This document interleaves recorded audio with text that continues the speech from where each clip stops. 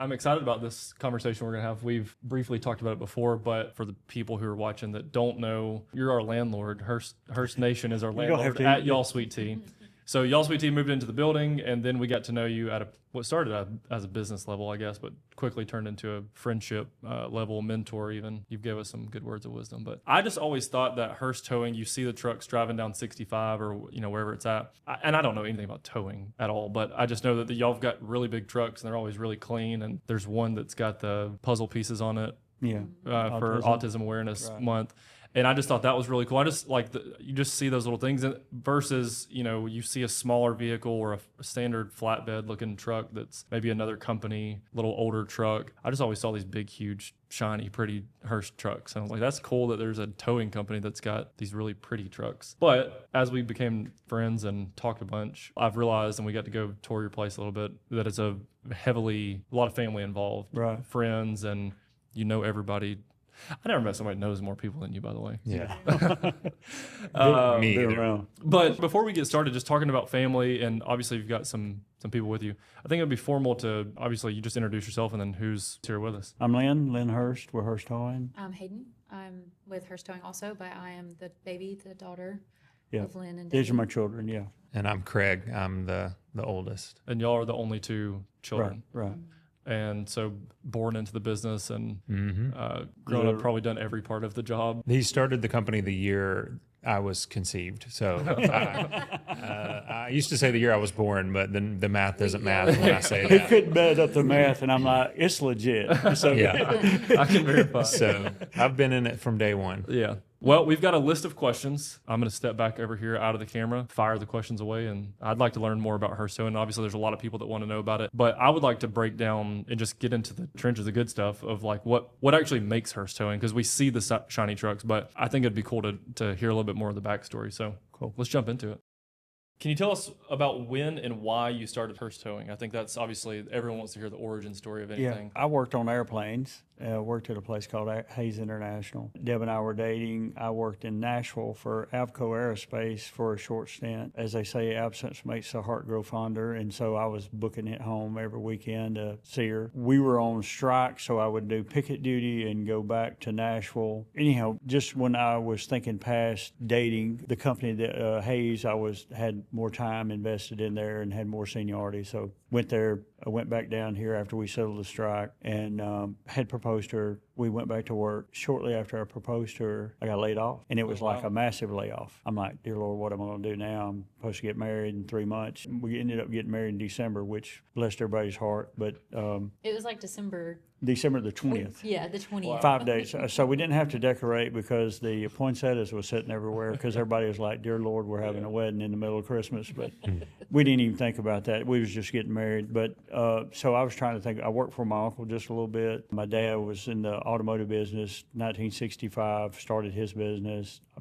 Grew up in it just like these guys did. And he's like, hey, come to work for me. And I'm like, no, I'm not doing that. And he's like, buy a tow truck. I'm like, no, I'm not doing that. He's like, hey, I found you a tow truck. And I'm like, I don't want to look at that. He's come look at it with me. So I went and looked at it. So we painted them just alike. I bought a tow truck, and the rest is history. So we got married December the 20th, January 16th of 1987. For some reason stuck in my head, and that's when we started. January 17th, 87. And 87. 3 months later. 3 months later, Craigo was conceived. Yeah. Sorry. Found out we're having a baby. Yeah, Yep. It's like, really, I was kind of like just doing my thing. I was helping my dad more than I was doing towing business, but in his shop because I didn't have any business. But how old were you at this point? Just had turned 24. 24. Yeah, and when we found out she was pregnant with Craig, I'm like, I got to get it. And so it kind of stepped up our game, and praying for a call every now and then. We did AAA and the state troopers. We got on rotation with the state troopers back then. That was our very first customers back in the day. On January 17th, that was the commitment. Like, we're in it. This is Hurst. Well, I had worked on. Was Hurst Towing the name then? Yeah, well, it was Hurst Wrecker. Okay. What had happened from the time I bought the truck until I kind of come up with the 16th of January was that I worked on it, painted it, lettered it, and got the insurance and all that stuff working up. And so Deb and I went on our honeymoon and came back right before Christmas. And then we just, for some reason, it kind of like, it's real. Let's go. January 16th. At that point, it's like you said, you just got fired. So there's like a ton of motivation and unlimited, like we can't, this can't mess up. So we got to figure this out one thing. We just got the truck. So right. There was no plan B. Lock arms and here we go. I talk about that a lot, is like, this can't work. There's no plan B. That moment is a driving factor. I've seen it. I'm sure you've seen too, and we'll probably talk about it throughout the conversation, but that probably was not the only time that things get close to not going out of business, but like there's probably been many more times where it's like there's no plan B, but we're really close right now. Yeah. And I think that's an important part of business. Right. And that was the scary part about it, because it's like I wasn't gifted with a lot of good looks or, a lot of knowledge about other things, besides working. Yeah. And so there was no plan B. The seriousness of it with us having a child, and then the pressure of that, and then there's just a lot of things that just like, there's no safety net, what money came in, and it was desperate time. I'm passionate about it to this day because I've had to. I'm passionate for young people in business. And so you guys, with your business, it fires me up to see young people doing their thing and being a part of business, whether it's an established business or starting their own. When they're digging in, I know what that feels like, and I want to encourage people, help them with that. So I get fired up when I talk to people. Obviously, not everyone has their own business, or even if you have someone in your family that has their own business, you don't feel that pressure. But like, my uncle's got a company. Well, you don't understand the pressure because he's probably not talking to you about all of the trenches of what it's actually like. But especially having a baby immediately after, it's like, this is the only way that's going to feed this kid. Like, we can't buy diapers if this doesn't work, like that kind of thing. Deb worked for a mortgage company, and I don't forget what her role was, but she kind of checked behind the scenes with making sure everything was right, and so she worked with us.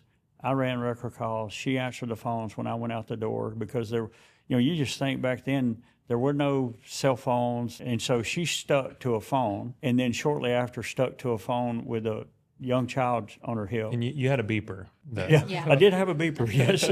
954-9830, I think. We got it on the I wall. think I remember that number, but I used my dad's number. We did have the forethought that I separated my dad's number because everybody knew my dad back then. But yeah, we had a beeper, and it woke up the baby a lot. Yeah, I can see that. I want to go back just really quickly to losing your job, just because that was something that happened to me too, and I forever have used that moment as a fire that kind of made me mad, and there's a little bit of anger towards that fire. I also want to prove them that they made the wrong decision when they did that. Talk about that a little bit. How long were you at that job? Maybe not go into the job so much. 6 years. So Hayes was known for layoffs and stuff like that.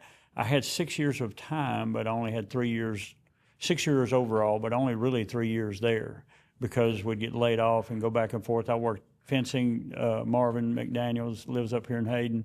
I worked for his company, drawing wire, in between time. I did odd jobs. We all did odd jobs. But you say that, I had a guy tell me, and he's like, the towing business, you're never going to make it in the towing business. You're going to have to find something else to do. You'll never make it. It was like, okay. Yeah. And it wasn't just a guy. It was somebody important. Yes, it was. It was a family member. I think those the getting fired conversation, or that moment, because that's a dark drive home. That's a dark next week. Thankfully, it happens at a young age where you're, right. You don't have the baby yet. But same thing happened to me, and it was like that. The drives home, the thinking of what am I good enough to do the things? Well, I just got fired from this job. Can I even do the next thing that I want to do on my own? Well, they fired. So it's like there's a lot of different thoughts going through your head, but I'd say we fought through that and got on the other side. Well, I tell everybody I didn't have I don't have a lot of talents, but I do have determination. Yep. And so got a little grit about me when it comes to that. And I was like, to everybody else's detriment, it was that way or no way, pretty much. Miss Janie was a lady that I grew up with her son. She was my Aunt Janie, that's what we called her, even though we wasn't. And so she retired from Telco Credit Union it was kind of, computers were getting big, and so she didn't want to fool with computers, and she was old, so she retired. We were getting to a point where I needed help with paperwork and stuff like that. So Miss Janie came to work for me, and she was the office lady. She was our controller. What year was that? That she came? I mean, was that like year one or year No, three? no. She came in like 93, I guess it was, somewhere around there, 93, 94. 6 years of business. I was Yeah. about to say I feel like I remember you all have always made the comment that when I was born, which would have been 6 years after Craig, is when things were really starting to kind of feel like legitimate, and you needed the help with the paperwork and the money, and that's when she stepped So in. like when I started, my mom, my dad, my sister, Penny, Laura, Kathy, every one of them helped me, when I started.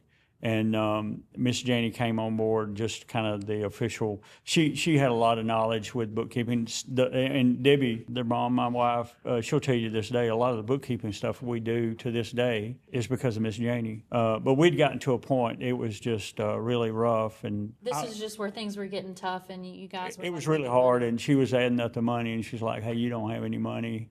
And I didn't have any line of credit, oblivious of anything like that. And she's like, hey, you need some money. And I said, okay. She said, I'm going to let you borrow some money. And she let me borrow $13,000.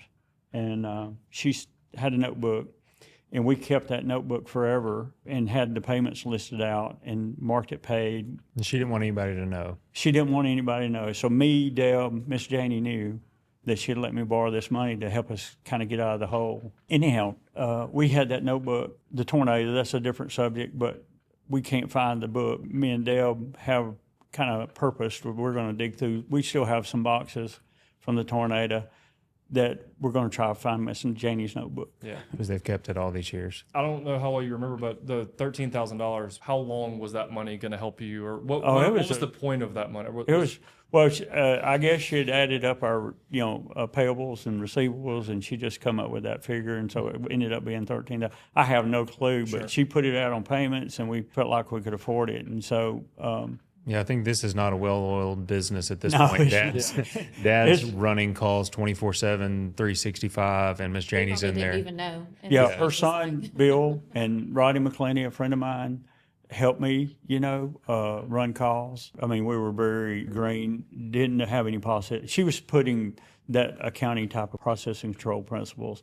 And I know it was 30 years, now that I think of it, we changed softwares, and the software company called me and said, do you realize you've been with us 30 years when we swapped? Wow. And Miss Janie was the one that we kind of did it, and it was a single entry, single computer Tracker Junior. It was the mini cheapest version we could That come. was the name of the company. That was the name of the software, Tracker Junior, because I had not the real software, the junior software of it. The free trial. Yeah. The free peel off the tab and Yeah. get your 5% discount software.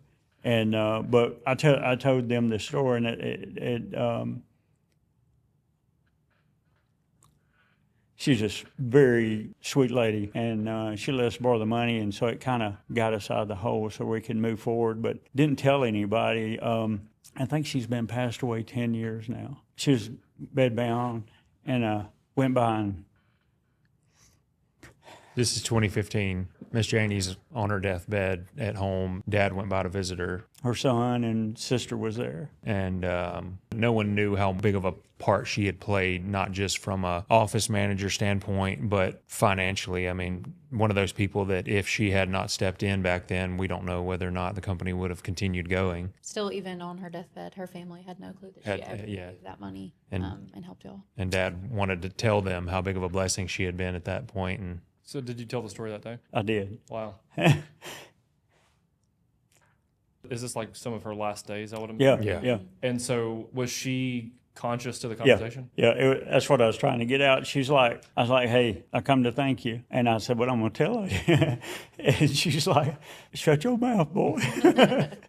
still on her deathbed, didn't want Didn't want recognition. me to tell them what she had done for us. Anyhow, I told them and thanked her for what she had done. Yeah. I'm sure throughout the time there's special people, but that also the fact that this is pre-social media, pre-people wanting eyeballs on them all the time.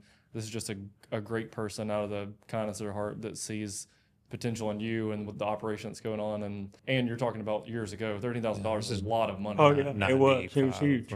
And again, Bill, her son, had worked for me when I first started. You know, he took other jobs, but Miss Janie and Mr. Bill were both in my mom and dad's weddings, so that's how far back we were. There's a picture somewhere of me and Bill in the playpen together. Wow. You know, that's how far we went back. So deep roots and a lot of love. You know. Wow. And, you know, we didn't even talk about kind of painting a picture of where we were in this season of life as far as like physically were. Dad was sharing a shop with my pawpaw. Yeah. My granddad's body shop and mechanic shop was this old broke down cinder block building, oil on every surface, just nasty, like what you would imagine. It was. What you would imagine like Sanford and Sons. True. just rough, you know, and just broke down cars everywhere and grease on everything and cigarette smoke. I was about to and- say there has to be cigarette smoke and fist fights in the parking Some lot. beer, Did probably. they- Yeah. a few of nickel the Pepsi machine at the corner. beer cans. It was. We had Coca-Cola machine. Okay. Yeah, we But magazines. lot were the of.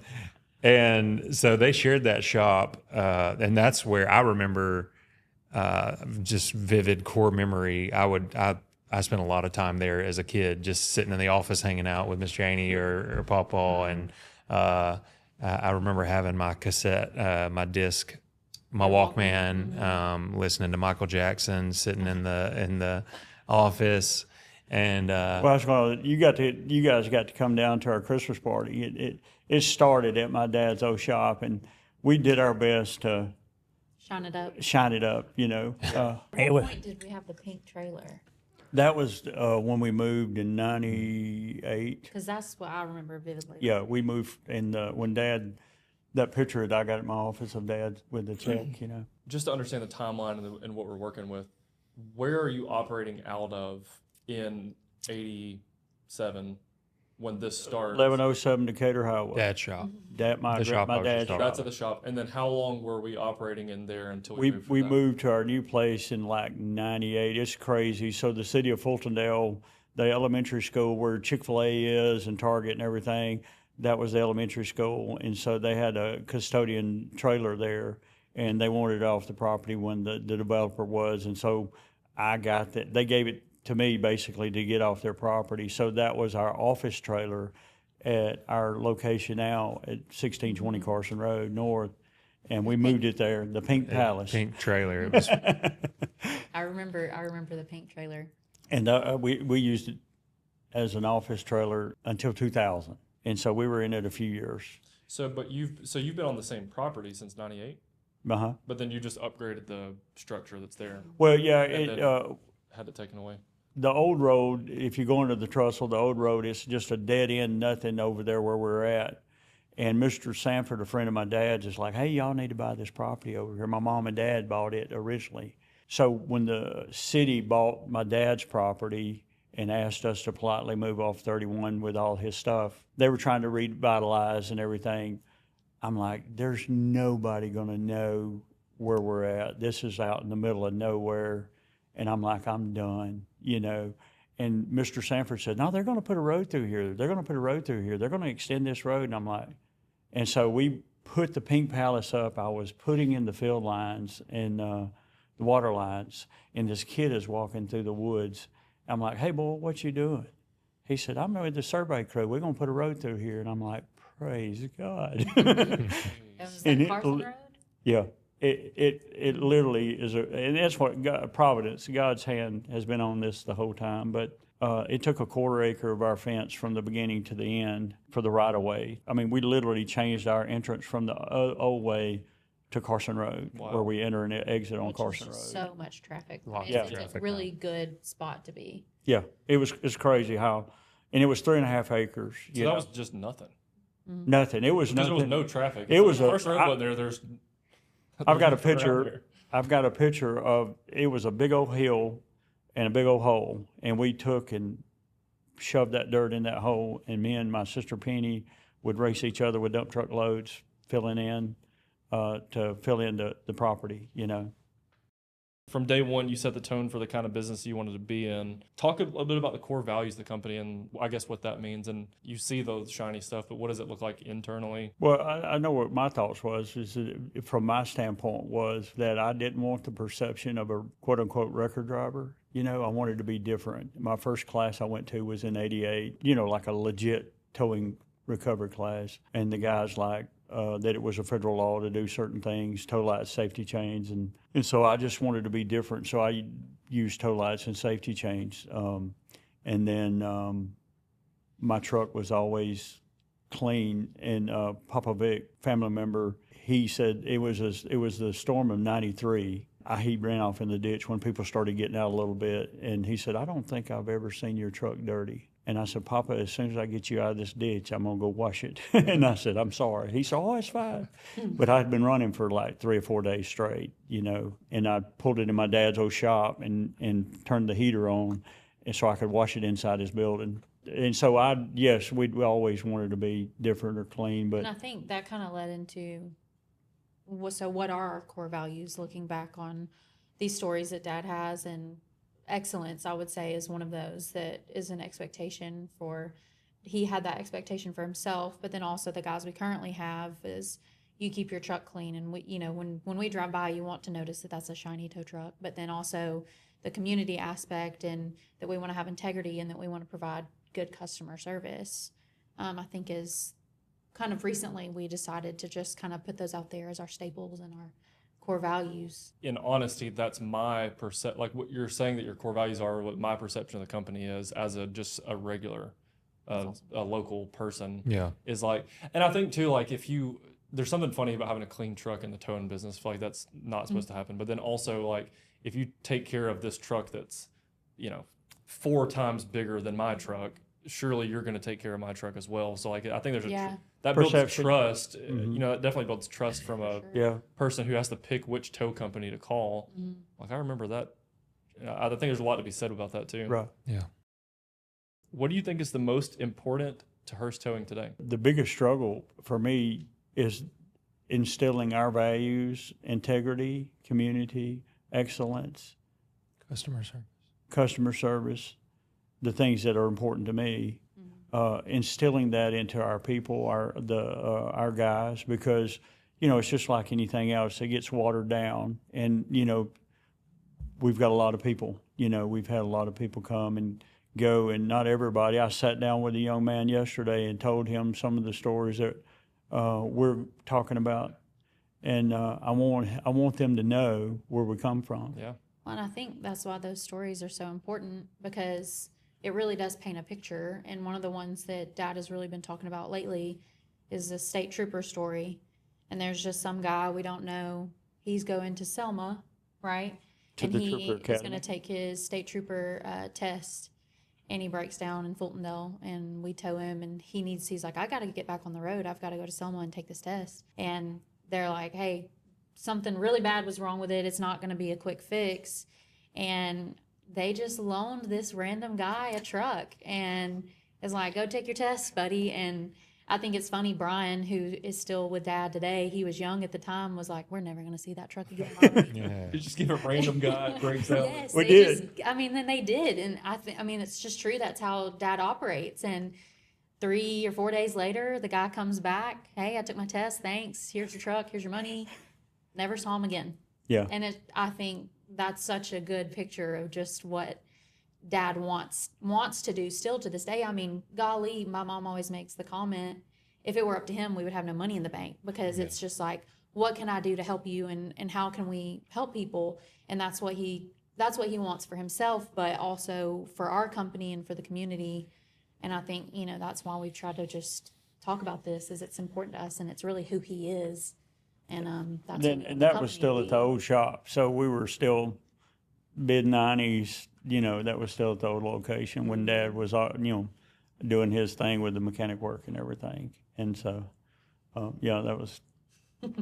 I feel like generosity is kind of an unspoken core value at Hurst that And I've thought that multiple times in the last few months, that should this be one of our, I know it is a core value, should it be one of the ones that is publicized or on the list? Because, the Bible says don't let your right hand know what your left hand's doing. And, so that's not something you really publicize, but generosity is definitely something that is at the core of who Dad is and the company, and that story paints a good picture, not just helping the community, but just generosity in general. I've met a ton of your guys that I don't know, but they know us through just the nature of what we've got going on.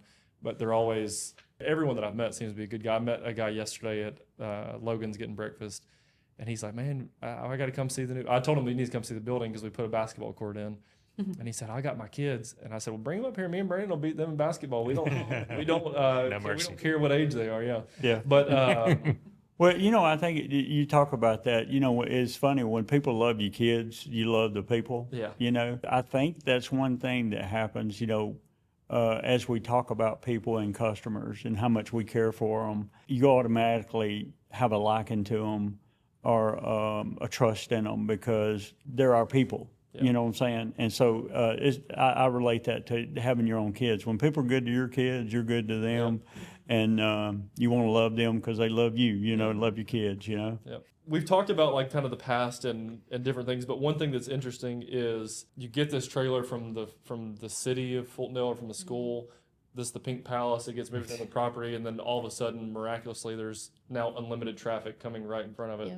Talk about that, and I guess moving to that property, and then how long it took to invest in some of these nicer trucks we've got now. Yeah, well, so we sold the property in '98 on 31, and so we're in the Pink Palace. I had bought my first heavy tow truck. Which is the big ones you see. Yeah. Yeah. And honestly, it was half the size of the ones we have now, but back then it was the big, big trucks, and it was huge to me. And I tell the story as kind of leading into it. We'd worked some incidences on the interstate and stuff like that for the troopers, but nothing major. Well, we get this call at racetrack. Hayden loves this story in Gardendale. And there's a load of pipe leaves a SIPCO, and he's going on Fieldstown. The big pipe. Yeah, destination. Loaded, loaded down 18-wheeler. And he gets off at Fieldstown and goes up and realizes he's not going to find what he's looking for, and does a U-turn in Racetrack's parking lot. And when he does the U-turn, the left side of his trailer, the tires run up on that sign's still there today at Racetrack, and it's huge base. Well, that tires run up on it and twist the back half of that trailer over, loaded with this pipe in the parking lot of Raceway. And the bands, it's got all these pipes, and the bands are going bing, bing, bing, bing. Just waiting on it to just roll out in the parking lot. One of the guys ran over there, hit the big red button on the fuel, on the fuel to stop the fuel to everything. Everybody takes off running. And this is us to go get it uprighted and not blow up half of Gardendale. And that's kind of what that was like. Again, our first major. If we do this wrong, we're in trouble. Yeah. Do we have enough insurance? And what's so funny is Dad usually says, I like to picture it as if it happened today, but just imagine everyone lined up in the parking lots, all the stores next to you, if they had their iPhone out. But thankfully they didn't have their iPhones at that point. Yeah, it was funny. So we're getting this rigged up. We were able to throw chains and bind the pipe to the trailer, and we come up with this thing. So it's me, Norman Brooks, Barry Cook, who's still with me to this day, and Chris Durden. He's the little guy, so he's climbing up on the trailer. And meanwhile, you've got lawn chairs. Yeah, everybody's lined up from Milo's all the way around across to the Chevron and down Fieldstown Road, and they're watching us. It's like a parade. Yeah, but they're watching. They're sitting there waiting on us to blow up half Gardendale. And how long is this from when you get the call till it's done? How long is this? Oh, it took us probably 5 hours, because we had another truck that was in Chris, when he was helping us chain it, he was down toward Cuba, Alabama, coming back. And so it was a few hours. It was probably 5 or 6 hours. I'm on one side of the truck, and this is back before headsets and all that cool stuff that we have, but we're going to slide the bottom out from under it. We've got another truck going to come down with it. So we're sliding the back out, and I'm like, whoa, whoa, whoa. Norman's on the other side. He's going, pull it, pull it. And I'm like, whoa. Because I'm hearing stuff crack and creak. Pop and I'm like, it's something, you know, I'm nervous. Yeah. Pull it, pull it. And I'm like, wait a dang minute. I said, come here. So me and Norman and Barry are standing there looking at this. And I said, you see all these people? I said, they didn't come to see us set this up. They come to see us blow up Gardendale. And I said, my name's on the side of these trucks.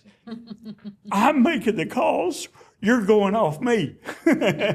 Okay.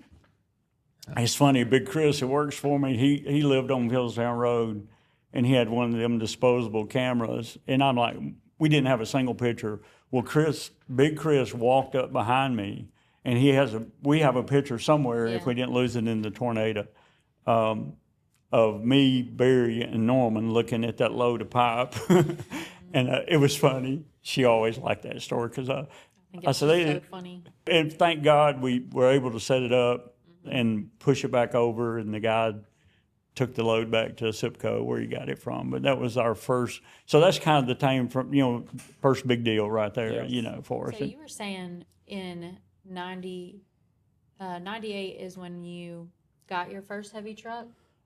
It's hard to remember. So that's about 10 years it took you to get. Oh yeah. And I never wanted to be in the heavy business, but it just, Gennaro Traub, another help guy that helped us. Gennaro had a relationship with Ryder.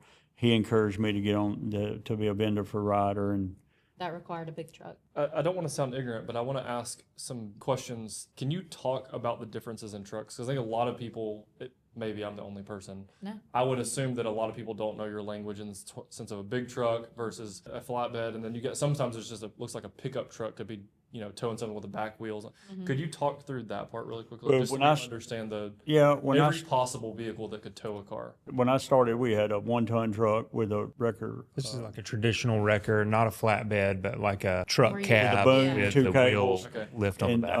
I had a wheel lift, which is where they pick them up by the tires, which is what most of them have. That just came out. That was the newest, coolest thing. And so I bought that device, and we mounted it up under it to tow cars without damage them. Back in the day, cars had big bumpers, but they were going away from that in the mid-'80s, and they were trying to figure out ways to tow them. There's light duty, medium duty, and heavy duty, and inside each category there's kind of a range. In the light duty size, there's the quick picks, which are the kind of ones you see going around snatching cars out of parking lots when people don't pay their car bill. And then you've got the flatbeds, which are probably what most people recognize. And then in the medium duty, those look similar to the quick picks, but they're a lot bigger, and they can tow box trucks and bigger tractor trailers without the trailer and some things like that. And then you have heavy duty, which is where you're towing concrete trucks, dump trucks, like really heavy stuff. And those have a boom on the back that just goes up and down. And then inside that category, there's something called rotators, or that may even be its own category. And the boom not only goes up and down, but it can spin side to side. And so that's where when you see an 18-wheeler that's flipped off the interstate and it's got to be pulled up on the interstate, they use those rotators for that. To keep from blocking the interstate. Yeah. I bet most people don't understand. You know, we just see a truck hooked, and there's a truck behind it. We don't know what category or what classes or any of that stuff is. Yeah. And then, like you said, you drive by a bad situation where there's an 18-wheeler on the side of the interstate, and that they've got this whole operation going on. And like, I don't know what that is, but that thing's huge. How much of our business is heavy? 58%, Yeah, correct? so Isn't it 58? Yeah, I thought it was 57. So it's crazy. It went from me never wanting to be into it to now it's 58% of our. I do, and I think that's something that people just don't know about.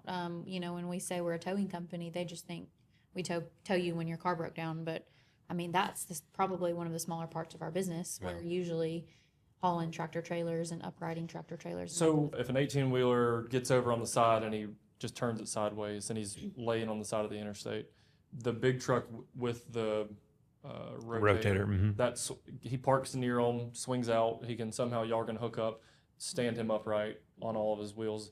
but then you're also towing him somewhere most of the time. Right. Is he able to drive after that? No, normally not. No. Not if it's flipped. No. Yeah. That's like the truck's just too damaged to be able to. Yeah. Well, yeah, the motor, the oil, the motor would go to either lose its oil, lose the fuel out of it. Gotcha. The reason we go from stick booms, the traditional off the back, to a rotator is the point is that you can be sitting up parallel with the interstate and you can rotate over to upright it without blocking the interstate. So you may only block like 1 or 2 lanes on the interstate instead of blocking The whole interstate. which is how it used to be. There's a whole thing called quick clearance and everything that we're involved in now to try to do it as quickly as possible without impacting as much traffic flow as possible. Question on timing, whether it's a wreck or, because you're going to get called for all kind of Breakdowns. It's really anything. If you pull up to a scene on the interstate, it's 3 lanes, and you have the ability to keep a lane open. Is that up to you, or is that up to the state troopers? Well, it's a combined effort of everybody. The troopers are not concerned. The DOT is more concerned about the interstate. The trooper gets a phone call, so it is in the back of his mind.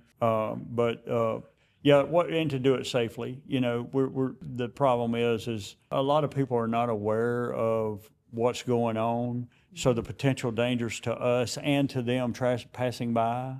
And so all those factors have to go in. If we're up riding this truck and something breaks and it could hit somebody, there's a lot of concern there. But the other side of it is just what I'd love for, that's a whole different deal, is just letting the public know is to move over. So most of what, those big incidents are very minimal compared to what we do day in and day out. So with those big incidents, you have traffic control, you have law enforcement, you have EMS. Everybody's out there and there's lights going and everybody's looking, and pretty much everybody's kind of slow. The lighter the incident is, the worse it gets. So when we're doing a breakdown, which we do 95% of the time, people are doing 80 miles an hour and when you say breakdown, you're talking about a vehicle breakdown. If a trailer, not a wreck, just a breakdown. And the traffic's just spoke by you because the lanes aren't shut down normally. Everybody. So, and still to this day, it's a little bit less, but every 6 days there's a tow truck driver killed on the roadside across this country. And it's because most people, there's laws on the books to move over. You're to slow down 15 miles an hour. If you can't, move over, but move over to the next lane. So now they've changed that to, if you're broke down when there's just you and your car, you're asked to move over or slow down. The problem is there's no police officers there. So it's just my guys standing on the roadway that are subject. The likelihood, that's the most dangerous thing about our job. So we're kind of psycho about that. I think this would be a cool thing to mention because it is so important, is to move over. And there's a towing museum in Tennessee, and they have a wall of the fallen, and it's everyone's name of people who have died on the job. And sorry, I didn't think I would cry, but I went with Dad a few years ago, and they have a big ceremony where they bring up the family and they release balloons and tell exactly what happened. And it's pretty graphic, but it's just to bring awareness to like the severity of working on the side of the road. It's not just for towing, but anyone working on the side of the road. Police officers. Well, you hear it's like almost like you said, it happens every 6 days, but like I guess that's probably nationwide or something. You don't hear about it all those, but like I remember probably every year there's a police officer that gets hit, and it's like there was one close to us recently, and the car gets somebody just ran into the back of a cop car. Right. It's like, I don't know if that's cell phones or a combination of probably a lot of things. It was November, not this past November a year ago, one of our drivers was up there. There was they were arresting a guy, and he had hit the guardrail and so come off in that first lane toward the inside. There's 3 police cars and then my guy, and a guy is going back home toward North Alabama and hits the police car, which knocks it into my guy. Knocks it into the car we're loading. My guy jumps up, and because he thought he was fixing to get smushed, he jumps up real high to get out of the way and knocks the car forward. And there's 3 cars out there, but he was impaired. But I think that's probably the one I'm talking about. Was that close to Gardendale? Mm-hmm. Yeah, I think that's the one I was talking about. Yeah, broke the Fultondale police officer. I think it broke his leg. I think it was the Fultondale police officer broke his leg. And but very fortunate, because you're sitting there from just a standpoint, you think, hey, we got police cars everywhere. Well, he went up the shoulder basically and on the inside, and hit everybody, past two cars and then hit that other car. And so the likelihood of that is way more than the major incidents. The goal for the major incidents is get them cleared up so there's not another wreck down the road from traffic jams because people are not paying attention. Yeah. A lot of it happens in Coleman County because the lanes shrink down. We're very fortunate to have 6 lanes going in and out of Birmingham, 3 lanes on each side. So it makes we don't have as many incidents as it is on north because there's no room. Yeah. I personally have been hit twice by drunk drivers in my tow truck. We've had several incidents over, thank God nobody's been killed. But so just people just taking themselves out of the incident and saying, hey, let me get over, let me slow down, and being cognitive of what's going on and what the dangers are to the people that are sitting on the side of the road. You think even if you're not paying attention and you get on the bumpy lines, Yeah. that's where they are, is on the bumpy lines. Yeah. Just to put it in plain terms. Yeah, if you go, you're right. Hey, if it goes, you could hit a tow truck. And You would have a hit a tow pedestrian, truck, yeah. In my opinion, I've been with the business for 8.5 years, and we got to a place where training was rolling. I mean, I felt like we were rolling and grooving in a good spot, and I had finally convinced Dad to move all of our tickets and all of our invoices onto a server. I mean, not a server, from a server to the cloud, so that if that poor server gets damaged, say in an unexpected event, you don't lose all of your information. And so what we had been on the cloud for a few months, and a tornado rips through the city of Fultondale and demolishes our entire building and everything in it. And I just remember Skip, our old office manager, had a laptop and was on top of a truck with a phone taking calls while everyone else is cleaning up debris. And not to toot my own horn, but I was like, we couldn't have done that just a few months ago. Plus COVID, I tell everybody. Yes, COVID was So a big reason we went to IP phones. COVID caused us to get some laptops and stuff like that, So we were using internet phones and moved stuff to the cloud because, I mean, no one else really was too worried about it because we are a small office, but I was like, I'm staying at home, and I couldn't hardly work from home because everything was server based. Yeah. And the server was at the shop. Yeah. Yeah. So this was 2021 when the tornado hit, and we were able, because of those changes we had made, we were able to still operate after to survive. we got hit. Sure. And we moved our base of operation to the Hayden location until we could get things going back down in Fultondale. I was thinking as we went to the break what we would do if a tornado hit this building and we had nowhere to go to work at the next day. Because there's like multiple layers to the tornado. Because one, you're probably getting a lot of calls for, right? I mean, Hurst is getting calls for people. Oh yeah, and there was one of our customers who was through the woods on the 79 side.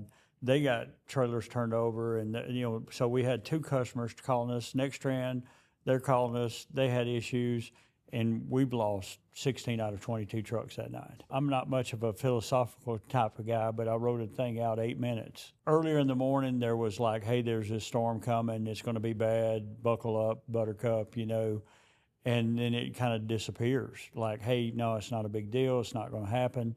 I've never been weather aware, quote unquote. We've worked in it my whole life, and it's just one of them deals, Lightning storms, been in it all, experienced it all. And so it's just what we do. Anyhow, Deb and I, we have a Josh Pierce, which is a youth minister at church. He's living in our basement, and we get everybody's phone goes off for the alert. I call Josh. I'm like, hey, boy, get your britches on. We're coming downstairs, And Deb and I sit on the steps, and I get a phone call from my nighttime dispatcher, weekend dispatcher, and she's like, hey, there's a storm coming to the shop. And I was talking to Blake, and I lost Blake. And Blake was at the shop. One of our Blake, drivers. one of our drivers, lives here in Hayden. Lost connection with him on the phone. Lost connection with him on the phone. She said, Lynn, I can't. And she calls me back. I can't get him. It's at the shop. And so I'm going up the steps, and I'm halfway there. He calls me screaming. He was trapped in the debris of the building under one of my trucks. He'd grabbed the drive shaft and rode the tornado out. Brand new truck, didn't even have letters on it. Yeah, It brand new just- truck. We were prepping to put in service. We had 3 trucks in the shop that got hit inside the shop. In our old building, the gas meter was on the front of the building. So he's trapped under this truck and he's hearing, so he's thinking he's fixing to burn up and die, you know. And I'm at Sprouse's Groceries on Tarrant Road, about halfway there, and I'm, you know, darting around some debris, but I get there, and about the time I top up, Craig took a picture, he actually showed it to me. When I top the little rise into our building, Blake is coming out of the debris. He had a good record dude. He's got a pocket flashlight, and he finds him a hole and climbs out. He's able to climb out. We're hugging it out just a few minutes, and it's just crazy because it's gone. You know, The whole building fell on top of the truck that he was under. What size was that building? 50 by 100. So 50 by 100 building, tall ceilings to fit the trucks. And when I get there, it's just a mound of metal. It takes it basically and just shoves it back. You know, some of it, Hayden's office was in the front right corner, and then so it took her, one little shelf she had, and I think put it in Deb's office, and then blew Deb's out of the, you know, which was behind hers. It blew hers away, but it was crazy. Hers went in there. Just total destruction. You know, it was, every one of them, windows knocked out of it. You know, shipping containers laid over. We had shipping containers for storing stuff and shielding the trucks, like a kind of like a carport, DIY carport. And those had all leaned over and fallen on the trucks underneath them. Crushed the cab and crushed the cabs on them, and all the windows was blown out of them, and it's crazy. But thankfully, some of our guys, when they're on call at night, they'd drive their truck home. So the people that had driven their trucks home were the ones we were able to still use. We had 'Cause they six. didn't get hit with tornado. We had 6 trucks that survived. The problem with them is you would think, well, maybe they just total them out. But those trucks are so expensive that like they would have to be a pancake to be totaled out. And so basically we had to refurbish all of the trucks. I mean, it was crazy. We called them, we had some friends that everybody started pitching in. I mean, that's the cool thing about this. You talk how we survived, you know, basically, or how we made it. I turn around and there's people standing there that's in the business with us, started showing up. Church showed up. Church showed, you know, just everybody.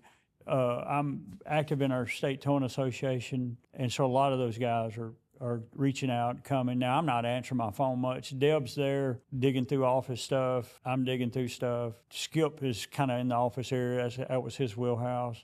And Daryl's down on the bottom end setting up the containers, trying to free up, you know, get the stuff off of the truck so we can see how bad it is or whatever.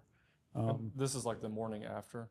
No, This that is the night, night of. we didn't sleep for, I don't know, a couple of days. You know, we just, and so we had some people got upset because we wasn't able to respond, but the towing guys, and that's the, you know, 10 billion stories, but a lot of people started just doing stuff for us, helping us out, running calls. And, You got to give a shout out to Kevin Goodyear. oh yeah, I got, if I can, And I mean, there's a bajillion people you could shout out. Let me yeah, say I mean, that, but literally, and I've said it, I said it on that little Facebook deal, but Kevin, I mean, I know Kevin, and we've come across each other in the past. He's in Enterprise, Alabama. He's in the Florida company, Panhandle. Awesome dude. What's the name of their company? Goodyear Tow. Goodyear Towing. One of my drivers, Daniel, says, "Hey, Kevin, Goodyear called, and he's carried a 40-ton wrecker and a carrier to your Hayden location and dropped them off, and they're yours to use until you can get going." A lot of people did a lot of stuff like that. Yeah. This is a different story for Kevin, but he had broken down at the state line years before, and he needed some help. We went and got his truck, brought it to the shop. He brought some parts up and was able to get it going for him and helped him patch his truck up. Well, I didn't charge him, and because we just take care of each other. And he had never forgot that. I had. But he hadn't forgotten. And dear friend, we had done some stuff. He had helped me on some legislative stuff that for our association. And we were acquaintances, you know, pretty good acquaintances. But we became dear friends after that. Yeah, I could imagine. How many days until you're back to a flat surface that you can even think straight? Like, because Shoot, I don't know. I had to dig through pictures, but it took us 2 years. It took us 2 weeks, I'd say, to get it cleaned. And that was like nonstop. Yeah, day and night. The it generator was lights, you know, running. It was taxing. The church, you know, Garden of First Baptist just had light towers. We had light towers. People bought light towers. We had light towers. There was people that came and worked security at our place, you know, just sleeping there because we were just they would sleep there so we could get away Yeah. and watch because there was 150 cars out there in our trucks, people were just wide looting. open. The city of Fultondale, you know, doing police protection, and then you had the bad people that was coming through, tons of looters, you know, Yeah, and it was horrible. they had both sides because not only did we get hit, but the road in front of us is just a ton of houses. The neighborhood, yeah. That Yeah. got hit too, and so people were just taking advantage and looting the houses that had been hit. Coming from out of state and Yeah, other cities. first one come out of state, looting the house. I mean, day two, you know. So they had it. I mean, they had it locked down. I remember when I was just trying to come there, they were like, "Nope, can't get through." And I was like, I literally I almost live got in here I literally almost got in a fight with a county deputy but people over were going looting in and like out of there crazy. because I was taking Britt, my brother-in-law, his enclosed trailer back. We threw we had enclosed trailers throwing stuff in it, you know, and we used one of my foreman employees had a food trailer, you know, that they didn't use, but it had an air conditioner on it. We used it for an office until we got an office trailer there. And anyhow, So they had it pretty locked down because Yeah. people were just coming in. looting.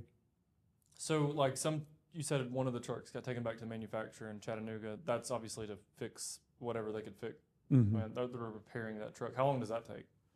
They knocked it out. So that's another cool, and I can't never thank Greg Hines and the people up at Miller. They moved it to the M100 plant, which is a 100-ton tow truck, and this guy, I can't remember his name, but they just got on it. The cab was crushed, broke off the turret winch, and I think they got that thing up and going in about a month, but they were wearing it out, you know, and super thankful just to help us get going, you know. We lost some employees during that time because it was so tough. Because a lot of the guys are, I mean, not that we weren't going to take care of them, but they're some of them are commission-based drivers, and we didn't have trucks, Yeah.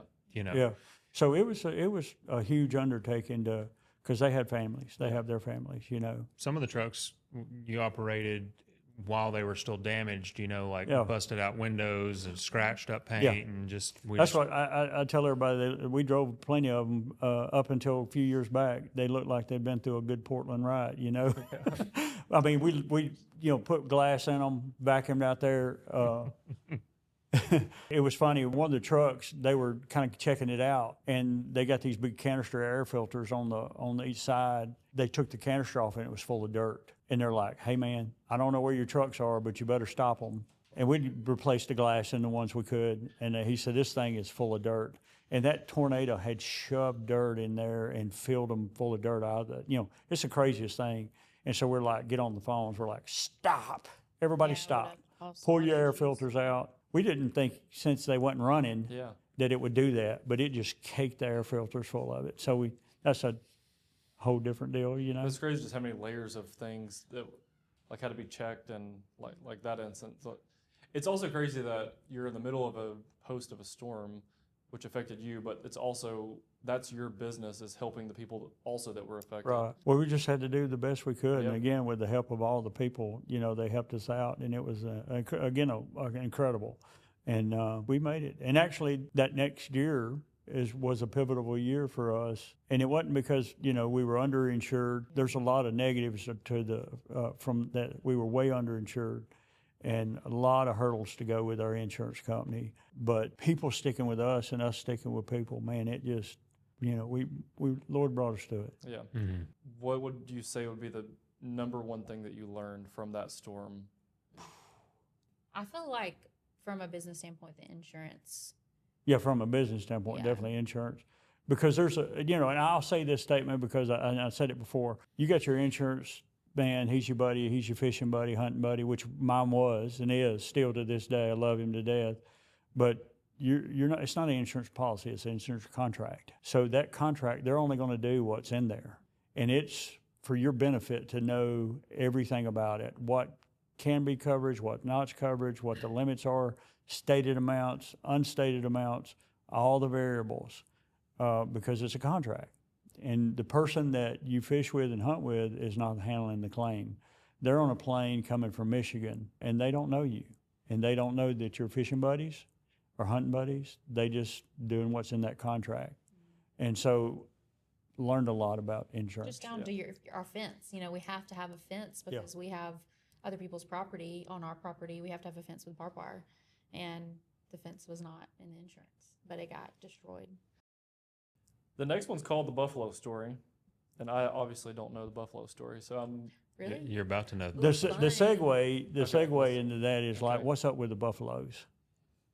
So I tell would me, love to know what is up with the Buffaloes. I have no clue. We have So, buffaloes I on mean, this everything. is a perfect follow-up to what we were talking about the night of the tornado, because the Buffalo Story was birthed out of the tornado experience, if you want to call it that, and the looting that we talked about that was going on, and just kind of painting a picture of power's out, lights are all smushed, we've got generators running, big light towers, there's police everywhere, people are coming from other states, looting, taking advantage of the situation, and that's what leads into Yeah, so Billy Green was our executive director for our state towing association, and even though I talked to a ton of people and a ton of people already helping, Billy was wearing my phone out, and he's like, "Hey man, we're going to do a Facebook Live deal with you," and I'm like, "I ain't much about all that stuff, buddy. You know, I ain't."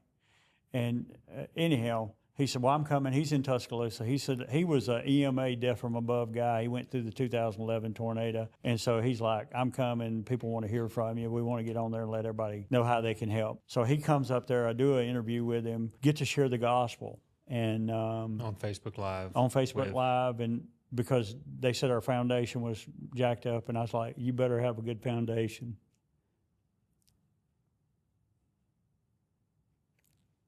The right foundation. Anyhow, it got viewed 18,000 times, and that I don't want to limit God, but I was like, I probably nobody will listen to Lynn more than got seen that time through that interview. And like 3 days later, this guy comes up, and he comes in there, and he's Ernest T. Bass, Wile E. Coyote. Cowboy dude. hat wearing Wrangler. Yeah, I mean, and he said, "Hey, are you Lynn?"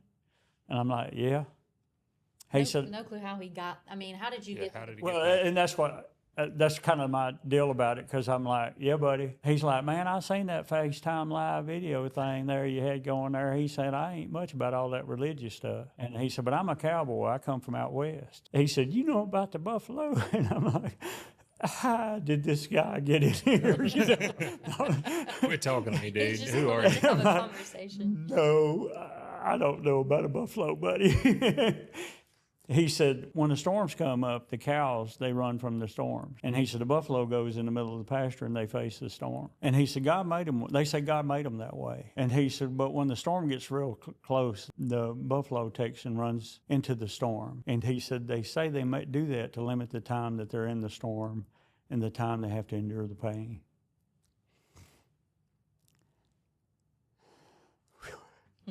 He said, you keep being a buffalo. And I'm like, what in the world? You know, I'm like, and he walked off. And so, like, a few days later, I'm having my quiet time at home, praying, and I Google buffaloes.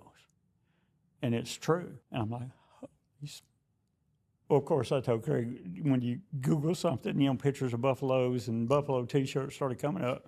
So that's why you'll see buffaloes on our trucks and part of our logo. It's not our logo, but it's just part of our branding. It's buffaloes is because of that story. And that has meant more to me and to everybody that experienced it. Sure. And it's just been an incredible story, you know. And so just kind of from our standpoint, we're going to come after you. Yeah, because usually when you're getting towed, it's probably one of your worst days. You're not looking forward to being on the side of the road or whatever, and we will come, you know, we're coming to you on your worst day. We're coming into the storm with you. Yeah. Yeah, so that icon or logo, whatever you want to call it, has kind of been incorporated into a lot of the trucks and the shirts and stickers and Hats. and you'll see buffaloes on our stuff, and you're like, what in the world does a buffalo have to If do I was with a it? young But dude, it I'd was- have a buffalo tattoo, you know. What's cool is, I mean, people see it and they're like, what? What's with the buffaloes? And If I can say it with a straight face. And I've got to share that, you know, Joe Laminack, a friend of mine over in Aniana, he was going through a difficult time. And I shared that story. It put a little wing in his sails. You Yeah. know? So it's helped me, but it's helped us minister to others, you know. I don't know, it's probably one of the most impactful things that we've come across. Paint this picture one more time. You're in the back of the shop. This is right after the tornado? Yeah, probably day 6. Okay, this is in the middle of the Yeah, madness. yeah. And no one knows this guy either. No. And Never no, seen And I mean, I'm like, how did he get in here? Kay Ivey can't get in here. yeah. Because it was literally, like Hayden said, they have police everywhere. Gerald Brooks was our friend, was coming to check on us, and they wouldn't let Gerald in there, and I had to call somebody who called the sheriff's deputy that said that let him in, he's good.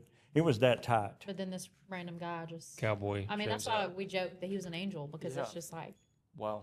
That's really cool to know there's that deep of a meaning behind the buffalo. yeah. We got a buffalo head hanging in the shop now. Yeah. I guarantee we do. What's the legacy that you hope that Hurst Towing will leave behind? It kind of leads back into the first story, or the story about the trooper. I hope that we're meaning to people and touching people and doing our part. You know, the state trooper dude, Deb and I are up at Smith Lake. We're stopping by to see some friends. The Marine Patrol boat is at our friend's dock, and we're just talking, and he's like, hey, you know, and he said, this is the Hurst, and he said, y'all know the Hurst? And he said, Hurst Towing? Yeah. He said, I'm so-and-so. And I still don't remember his name. And he said, you might not remember this, but y'all let me borrow a truck to go take my trooper, whatever, I don't know what it was, but trooper test or exam or whatever to be a trooper. And he said, I'm a trooper this day. And this is 30 years. 30 years, thereabout, you know. And he said, I won't forget y'all. I mean, I didn't have a clue, you know. And we don't know his name. I called my friend to see if he remembered his name, because when we were talking about that story and what hopefully we mean, you know, that's what we want to mean. You know, that's what we want to do. That's what we want to be about, you know. That's the impact we want to have on the community. Yeah. Is, you know, when I was having my worst day, they showed up quick and professionally, and they were friendly and Trusting.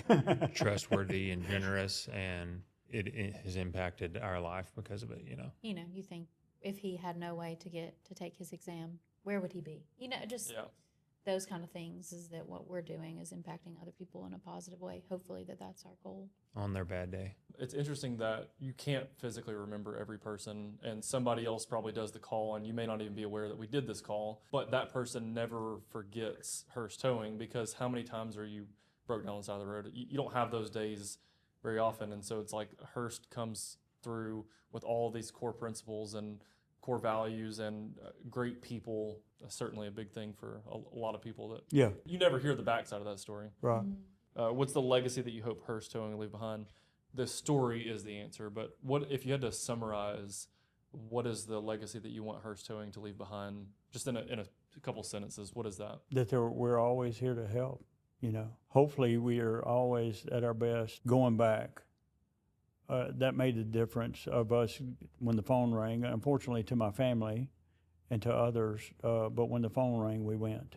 And, you know, our guys, you know, life balance and all that stuff, that wasn't in the category back then. But we want people to know we're coming, you know, and I want them to know that we're going to take care of them in the right way, professional integrity, you know, safety, you know, all the things that we're going to do it the right way, you know, and that hopefully we make a bad day a better day for you, you know.